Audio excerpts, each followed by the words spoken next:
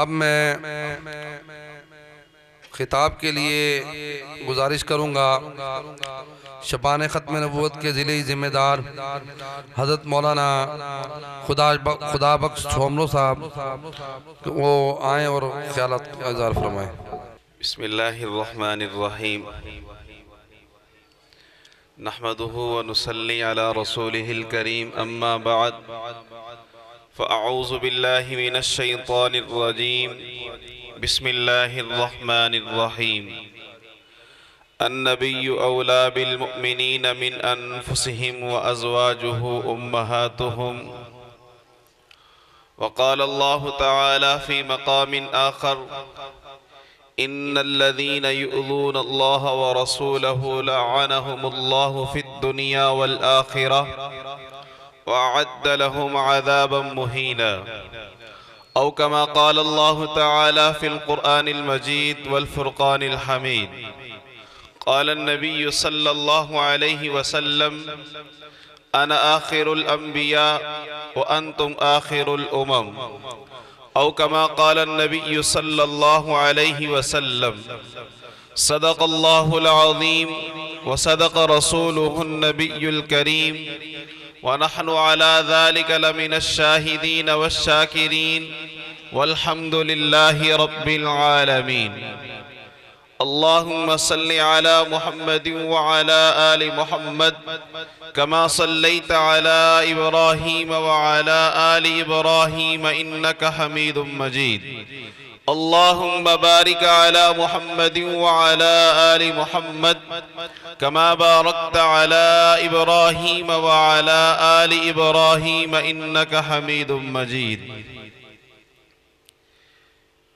میرے انتہائی واجب الاحترام سامعین گرامی، ذی قدر علماء کرام، ہم سب کے مخدوم و محترم امیر محترم حضرت مولانا علامہ عبدالرؤوف ربانی صاحب، میں آپ تمام احباب کا اور خصوصاً اپنے برادر مکرم بھائی حافظ محمد عثمان لدھیانوی صاحب کا شکر گزار ہوں کہ انہوں نے مجھے آج کے اس کنونشن میں دعوت بھی دی اور گفتگو کا موقع بھی عنایت فرمایا۔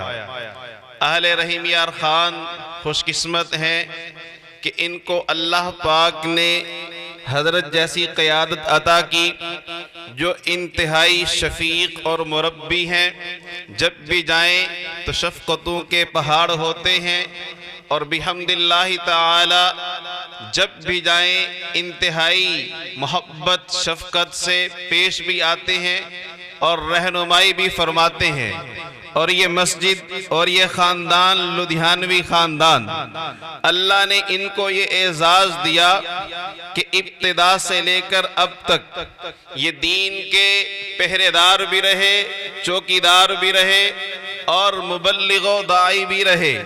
میں اس خاندان کو خراج تحسین پیش کرتا ہوں، حضرت لدھیانوی محمد احمد صاحب ہوں یا مولانا عبداللہ لدھیانوی لدھیانہ کے اس وقت سے لے کر آج تک مولانا انیس الرحمن لدھیانوی صاحب ہوں یا ہمارے بھائی حافظ عثمان لدھیانوی صاحب ہوں، انہوں نے ختم نبوت کے عنوان پر گراں قدر خدمات سر انجام دی ہیں اور آگے بھی عزم رکھتے ہیں کہ ہمیں جب بھی ختم نبوت کے عنوان پر بلایا جائے گا یا ختم نبوت کے عنوان پر ہمارے ذمے جو خدمت لگائی جائے گی ہم اس کو سر انجام دینے کے لیے ہر وقت تیار ہیں۔ میرے دوستو، آج کا یہ کنونشن قائد جمعیت، قائد انقلاب حضرت مولانا فضل الرحمان صاحب دامت برکاتہم العالیہ کی ایک بصیرت کو خراج تحسین، ویسے تو اللہ نے حضرت کو اس کائنات میں اس دور میں وہ مقام مرتبہ عطا کیا ہے کہ اللہ ہمیں ان کی قدردانی کی توفیق عطا فرمائے۔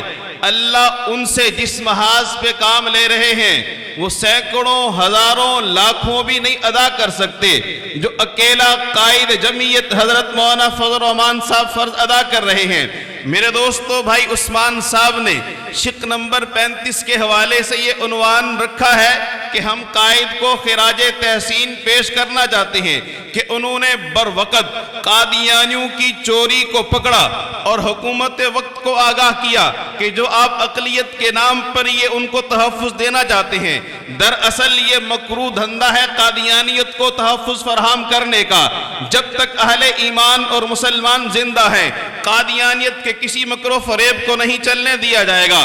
میرے دوستو، میں اس عنوان اور اس کنونشن کی وساطت سے آپ کے سامنے دو باتیں عرض کرنا چاہوں گا۔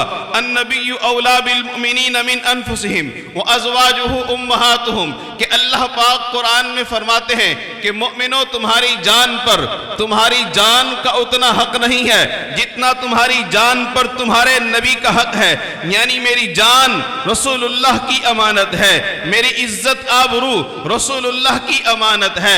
اگر ہم جان دے کر اپنا سب کچھ لٹا کر محمد الرسول اللہ صلی اللہ علیہ وسلم کی عزت و آبرو کا تحفظ کرنے میں کامیاب ہو جاتے ہیں تو واللہ باللہ ہم اس کائنات کے کامیاب ترین انسان اور مسلمان ہیں۔ اگر ہمارے ہوتے ہوئے نبی پاک صلی اللہ علیہ وسلم کی ذات پر حملہ ہوتا ہے، آپ کو خاتم النبیین ماننا، آپ کو آخری نبی ماننا، یہ آپ کا ذاتی اور خاص وصف ہے، یعنی اللہ نے آپ کو نبوت بھی دی ہے، اللہ نے آپ کو رسالت بھی دی ہے۔ نبوت اللہ پاک نے 1.25 لاکھ انبیاء کو دی، رسالت اللہ پاک نے 1.25 لاکھ میں سے مخصوص اشخاص کو دی، یعنی نبوت و رسالت یہ ایک منصب ہے۔ اللہ نے نبوت بھی عام کی، رسالت بھی سینکڑوں کو عطا کی، لیکن ختم نبوت اللہ نے محمد الرسول اللہ صلی اللہ علیہ وسلم کو عطا کی، یعنی ختم نبوت آپ کا خاص وصف ہے۔ جیسے آپ کو نبی ماننا عقیدہ، آپ کو رسول ماننا عقیدہ، اسی طرح آپ کو خاتم الانبیاء ماننا بھی عقیدہ ہے۔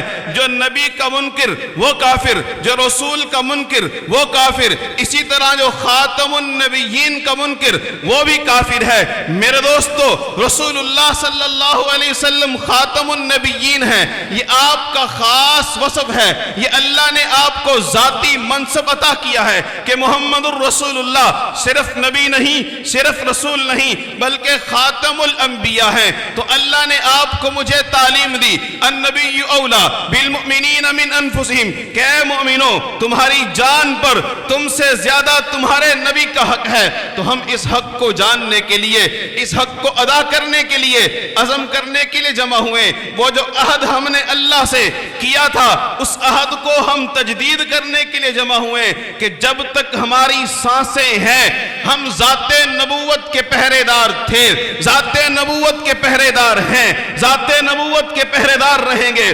میرے دوستو، اللہ پاک نے رسول اللہ صلی اللہ علیہ وسلم کو وہ مقام مرتبہ عطا کیا ہے کہ اس کائنات میں آپ جیسا کوئی نہیں، آپ جیسی پیاری ہستی نہ آپ سے پہلے آئی ہے، نہ قیامت کی صبح تک آپ جیسی ہستی آئے گی۔ محمد الرسول اللہ اپنی صفات میں، اپنی ذات میں یکتا ہے، آپ جیسا کوئی نہیں ہے۔ میرے دوستو، جو شے جتنی اہم ہوتی ہے اس کا تقدس بھی اتنا بلند ہوتا ہے، جو شے جتنی مقدس ہوتی ہے اس کا فریضہ بھی اتنا ہی اہم ہوتا ہے۔ میں نے آپ نے مل کر ذات نبوت کو سمجھنا بھی ہے، ذات نبوت کی پہرے داری بھی کرنی ہے۔ ایک تو آپ کو خاتم الانبیاء اللہ نے بنایا، اس عقیدے کا تحفظ میری آپ کی ذمہ داری ہے۔ یہ مسئلہ نہیں ہے، عقیدہ ہے، اور عقائد پہ مٹ جانا، مر جانا فرض مسلم ہے، اگر وقت پڑے تو کٹ جانا فرض مسلم ہے۔ ختم نبوت کے لیے ہم جانیں دیں گے، ختم نبوت کے لیے ہم صلاحیتیں لگائیں گے، ختم نبوت کے لیے ہم وقت لگائیں گے، ختم نبوت کے لیے ہم مال لگائیں گے۔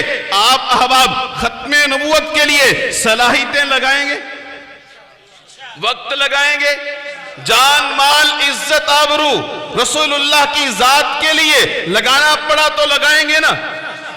ایک اور آیت پڑھی، ان الذین یؤذون اللہ ورسولہ لعنہم اللہ فی الدنیا والآخرہ، کہ بے شک وہ لوگ یؤذون جو ایذا دیتے ہیں اللہ کو، ورسولہ جو اللہ کو اور رسول کو ایذا دیتے ہیں، لعنہم اللہ فی الدنیا، کہ اللہ ان پر دنیا میں لعنت بھیجتے ہیں۔ اس لعنت کی تفسیر ابن عباس رضی اللہ تعالیٰ عنہ کرتے ہیں۔ ابن عباس وہ صحابی رسول ہیں جن کو خود خدا کے محبوب نے بشارت دی، دعا کی کہ اللہ اس کے سینے کو قرآن کے علوم سے بھر دے، قرآن کے علوم سے منور کر دے۔ وہ فرماتے ہیں لعنہم اللہ فی الدنیا ای بالقتل، یعنی دنیا کے اندر اس کو قتل کیا جائے گا۔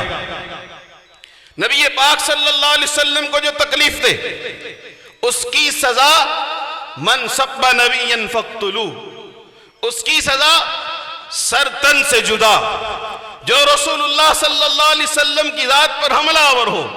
اور اللہ پاک نے مجھے آپ کو پاکستان دیا، یہ اسلامی مملکت ہے، یہ اللہ کا کرم ہے، اللہ کا انعام اور تحفہ ہے۔ یہ پاکستان علماء کرام کی جدوجہد، اکابرین کی محنت سے حاصل ہوا۔ پاکستان کا مطلب کیا؟ لا الہ الا اللہ۔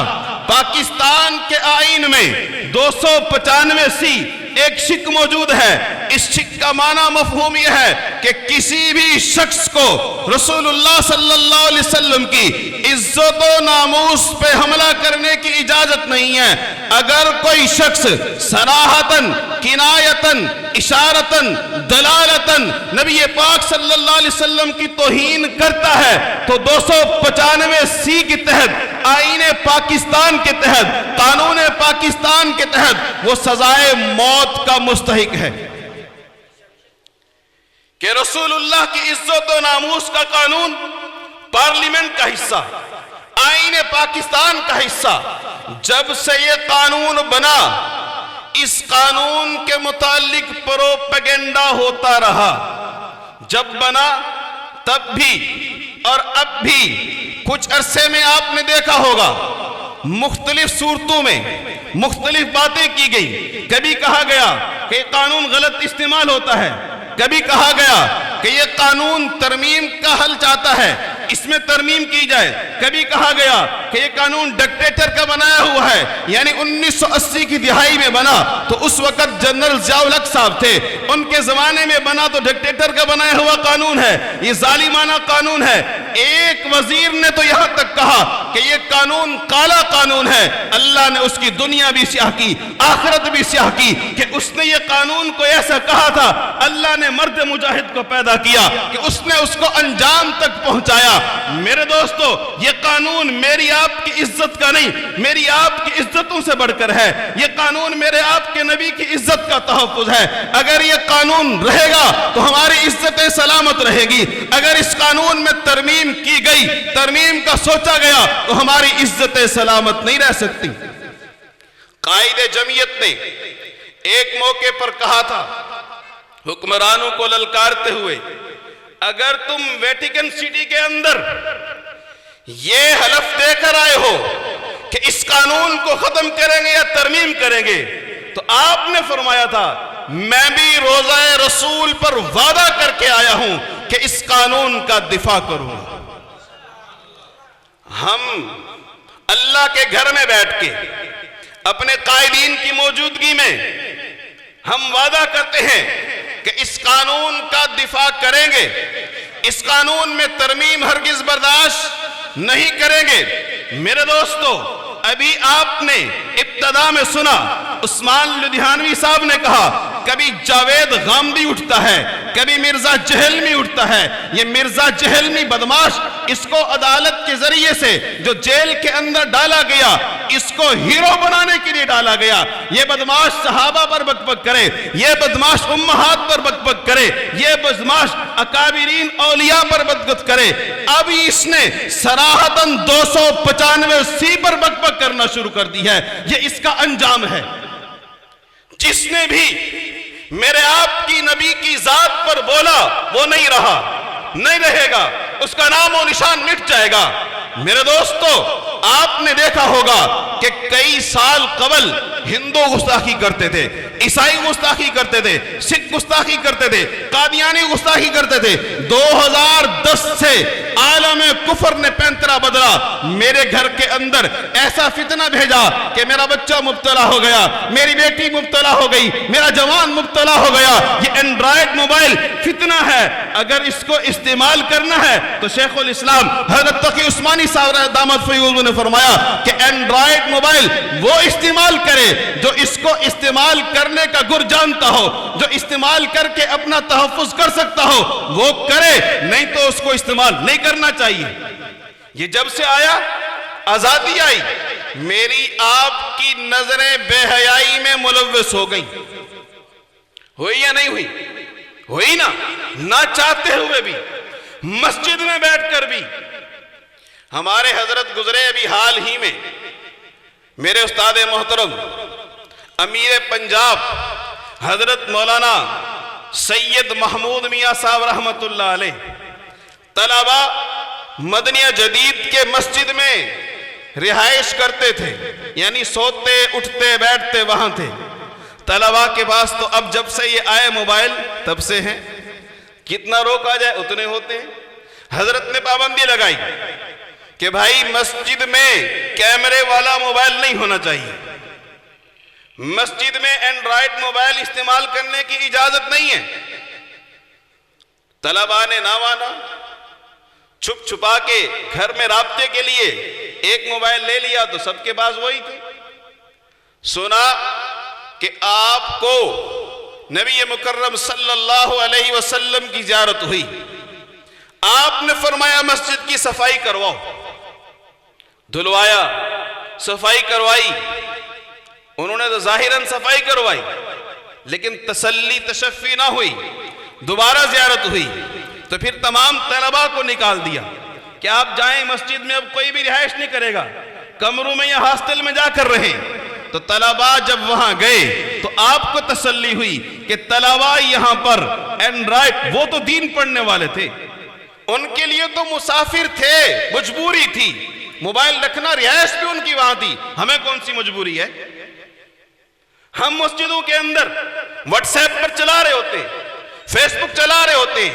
یہ فیس بک، واٹس ایپ، یوٹیوب، یہ ایسے ہیں کہ بندہ نہ چاہتے ہوئے بھی بد نظری ملوث ہو جاتا ہے۔ اللہ پاک کی بات فرمائے تو میرے نوجوان پر حملہ کیا فیس بک کے ذریعے سے، فیس بک پر ان کو بے حیا بنا کر ان کے ایمانوں کو ڈسنے کی کوشش کی گئی۔ مختصر کرتا ہوں، یہ ایسا گھناؤنا کھیل کھیلا گیا کہ میرا بچہ، مسلمان کا بیٹا، مسلمان کی بیٹی گستاخی رسول میں ملوث ہوا۔ F I A cyber crime نے 450 لوگوں کو گرفتار کیا۔ اس وقت کتنے لوگ گرفتار؟ 450، اور اکثریت وہ لوگ ہیں جو مسلمان گھر کے اندر پیدا ہوئے، مسلمان لوگ تھے۔ ایسے واقعات بھی بتا سکتا ہوں، کوئی مسجد کا امام ہے، کوئی حافظ قرآن ہے، کوئی یونیورسٹی کا پروفیسر ہے، کوئی کالج کا ٹیچر ہے، کوئی سٹوڈنٹ ہے، یعنی ہر طبقے نے اس میں اللہ حفاظت فرمائے ملوث ہوا۔ اب جب یہ ملوث ہوا، سائبر کرائم فعال ہوا اور ایف آئی اے والے ایکٹیو ہوئے، تو عالمی کفر کہاں اپنے نمائندوں کو چھوڑ سکتا تھا؟ عالمی کفر گستاخی رسول کرنے والوں کی پشت پر ہوتا ہے۔ وہ فعال ہوئے اور عدالتوں کے اندر گئے کہ یہ تو معصوم بچے ہیں۔ کسی کے پاس ایک پوسٹ آئی اور اس نے اس پوسٹ کو شیئر کیا تو گستاخ قرار دے کر ان کو گرفتار کر دیا گیا۔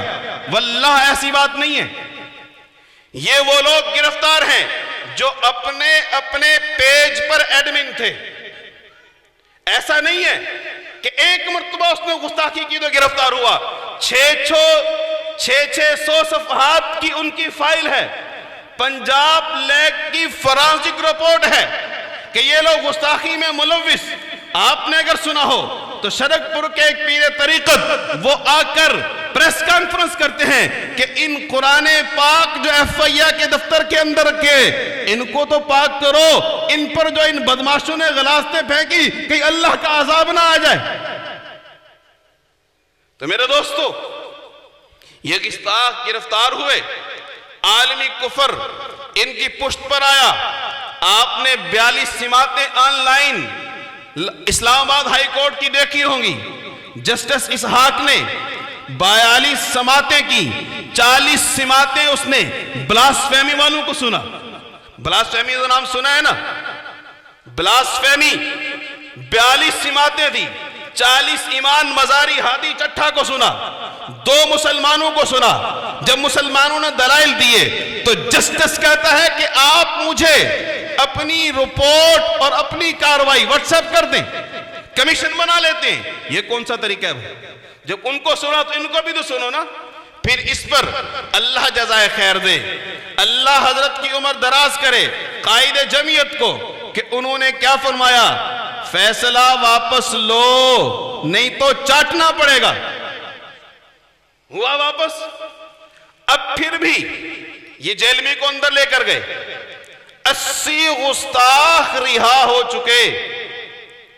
ابھی اتحاد امت کا جو اعلامیہ دیا گیا 26 دسمبر 2025 کا، کہ جو 5 گستاخ رہا کیے راولپنڈی بینچ نے، لاہور ہائی کورٹ نے، ان میں سے 4 گستاخ وہ تھے جن کو سنا ہی نہیں، بغیر سنے ان کو رہا کر دیا گیا، ان کی طرف سے وکیل ہی پیش نہیں ہوا۔ تو بھائی ہم بیدار ہوں، یہ وقت بیداری کا ہے کہ میرے آپ کے نبی کی عزت کے قانون کو ڈسنا شروع کیا گیا۔